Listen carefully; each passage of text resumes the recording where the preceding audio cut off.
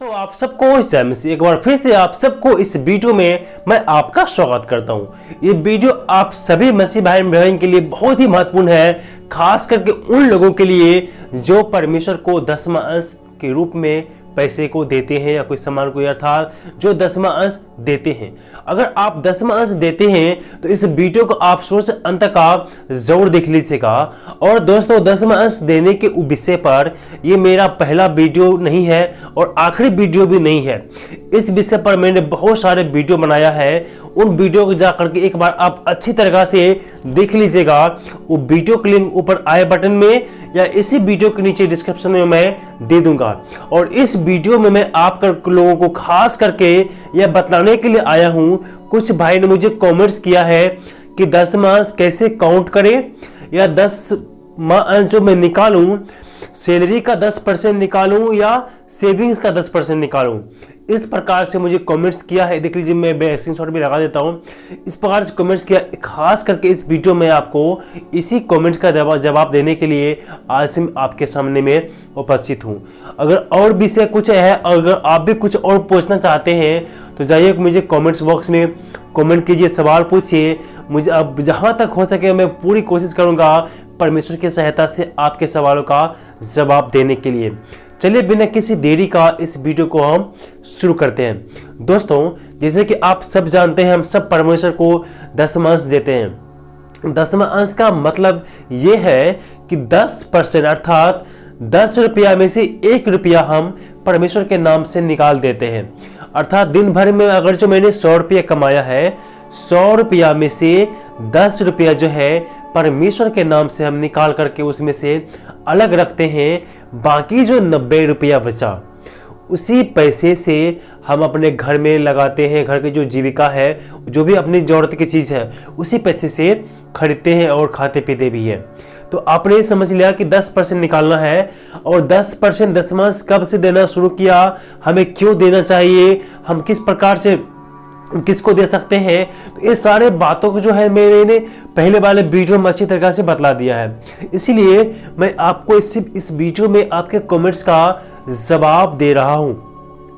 तो जिस भाई ने मुझे कमेंट्स किया कि दसवां अंश कैसे काउंट करें, मान लीजिए आप जितना पैसा आप कमाते हैं, अगर दिन भर में आप जो 500 रुपया के रोज कमाते हैं, 500 रुपया का जो 10% है, 100 रुपया में हम लोग 10 रुपया निकालते हैं। अर्थात 10 रुपया में 1 रुपया निकालते हैं, 100 रुपया में 10 रुपया निकालेंगे तो 500 में 10-50 तो 50 रुपया निकालेंगे।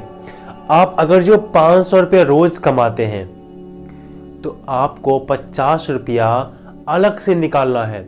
जितना आपका टोटल मजदूरी है, अर्थात जितना आप दिन भर में या महीने में जितना कमाते हैं आपके सैलरी में से, सेविंग से बात मैं नहीं कर रहा हूं, आपके सेविंग से बात मैं नहीं कर रहा हूं, आपकी सैलरी में से दिन भर में या महीने भर में, आप मजदूर हैं तो रोज कमाते होंगे, या किसी पर महीने पर आप कम करते होंगे तो आपको महीना आता होगा। अगर जो मान ले, अगर जो आपने 10,000 के महीना का सैलरी आपका है, तो 10,000 में से 1000 मतलब 1,000 रुपया आप परमेश्वर के नाम से जैसे से आपका सैलरी आता है उसी में से 1,000 रुपया निकाल करके आप अलग रख दीजिए। लिफाफा में डाल के आप जहां आप जिस कलिसिया हम जाते हैं उस कलिसिया में आप उसे दसवां अंश के रूप में दे दीजिए। तो इस प्रकार से आप दसवां अंश को काउंट करेंगे। तो आपने जो कमाया 10,000, आपका एक महीने की मजदूरी सैलरी मान लीजिए, उसी में से 1,000 रुपया आपने निकाल कर रखा अलग में, बाकी बचा आपका पास में 9,000 रुपया। उसी 9,000 में से आपका बिजली के बिल या बच्चे की पढ़ाई या आपका राशन, आपके कपड़े, जो भी आपकी सेविंग्स, सब कुछ उसी 9,000 में से होने वाला है। इसीलिए उसी जो आपके पास 9,000 रुपया बचा हुआ है, वही पैसा में से आपके खर्चे भी होंगे और आपकी जरूरतें भी पूरे होंगे। उसी पैसा में से आपका सेविंग्स भी जाएगा। उसी पैसा में से सेविंग में से अलग से निकालने की जरूरत नहीं है।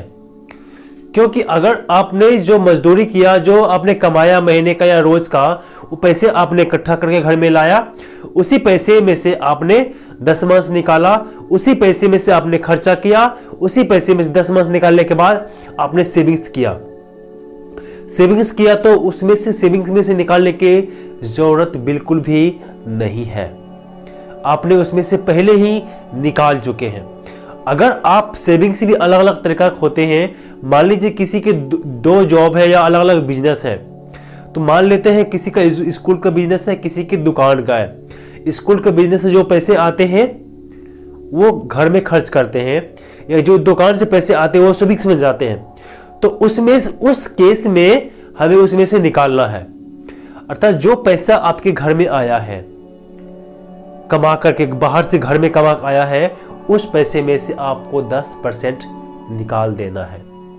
100 में 10% निकाल देना है, 100 में 10 रुपया निकाल देना है। निकालने के बाद जो पैसा आपके पास बचता है, अगर उस पैसे में से कुछ पैसे सेविंग्स के लिए बचा रखेंगे तो उस केस में सेविंग में से 10% आपको निकालने की जरूरत बिल्कुल भी नहीं है। लेकिन कुछ परिवार में ऐसे होते हैं कि 5-6 बिजनेस होते हैं, अलग अलग पैसे आने के सोर्स होते हैं। तो उन केस में क्या होता है, मान लीजिए किसी की दुकान है, किसी का मुर्गा फार्म है, किसी का कोई अलग बिजनेस है, अलग अलग बिजनेस से जो पैसा आता है, टोटल पैसा इकट्ठा करके उसमें से 10 मास निकालते हैं, तो फिर उसमें से आप सेविंग कर रखते हैं, तो इसमें से निकालने की जरूरत भी नहीं है। लेकिन एक आपने बना लिया कि नहीं, दुकान से जो पैसे आएंगे सारा पैसा मैं सेविंग्स में से रखूंगा, तो दुकान में से जो पैसा आया है आपको इनकम, उसमें से आपको 10 मास निकाल के उसके डालना होगा। लेकिन आप कंफ्यूज मत होइएगा, इसीलिए मैं बार बार आपको रिपीट कर रहा हूं।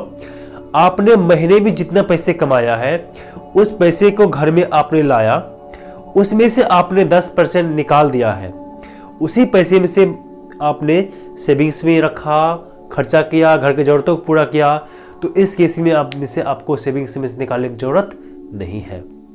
इसीलिए 10 मास जो है, आप जितना आप कमाते हैं उसमें से 10% निकालते हैं, उसे हम 10 मास कहते हैं, और उसे हम काउंट करते हैं। 10 रुपये में से 1 रुपया काउंट करते हैं, 100 रुपये में से 10 रुपया काउंट करते हैं, 1000 पर 100 रुपया काउंट करते हैं। तो वो हम अलग छांट के रखते हैं और प्रभु के नाम से हम उसे देते हैं, और उसी में से हम सेविंग्स में भी रखते हैं। तो आपने समझ लिया होगा कि हमें 10 मास को कैसे काउंट करना है, और सेविंग्स क्या होती है, और बचत खर्चा क्या होती है।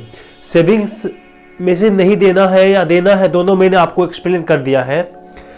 तो अगर जो आपने जो पैसा घर में कमा कर लाया है उसी में से 10 मास भी रखा, निकाला, उसी में से खर्चा किया, उसी में से सेविंग्स भी रखा है, तो सेविंग्स से देने की जरूरत नहीं है, आपने उसी में से आपने दे चुका है।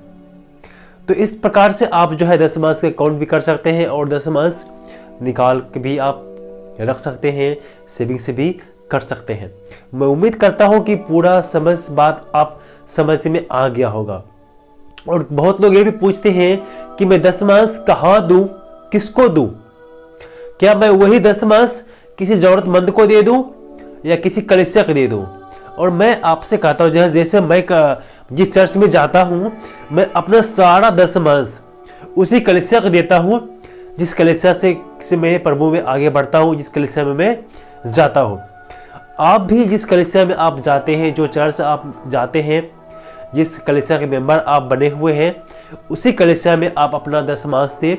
उस कलीसिया के बहुत सारे ज़रूरतें भी हो सकते हैं, आपके पैसे से उस कलीसिया की ज़रूरतें पूरी होंगे, और आप ही के 10 मास जब देंगे तो परमेश्वर के सुसमाचार प्रचार भी होगा। इसीलिए आप अपना 10 मास अपने कलीसिया में ही जमा करें, जहाँ पर आप वचन सुनने के लिए जाते हैं।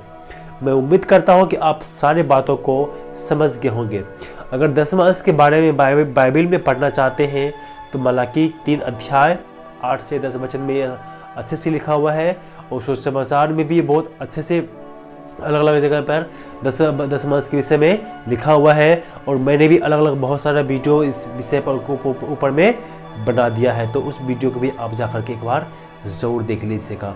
अगर ये वीडियो आपको अच्छा लगा है तो कृपया करके हमारे चैनल को सब्सक्राइब करके इस वीडियो को अपने दोस्तों में शेयर ज़रूर कर दें, ताकि उन लोग भी इन बातों को समझ सके, जान सके, और परमेश्वर के लिए कुछ देने के योग्य बन सके। हमें परमेश्वर को देने वाला बनना है, जब हम दशमांश के रूप में कुछ पैसे को अपने कलीसिया में देते हैं तो उसी पैसे से कलीसिया की ज़रूरतें को पूरा किया जाता है और उसी पैसे से सुसमाचार कार्य को प्रचार भी किया जाता है। अर्थात हम दशमांश दे करके सुसमाचार प्रचार में अपना योगदान देते हैं और इसका भरपाई परमेश्वर हमें आशीष के रूप में देता है जो हमारे जीवन में होता है। मैं उम्मीद करता हूँ कि परमेश्वर आप सबको इस संदेश के द्वारा आशीष दिया होगा।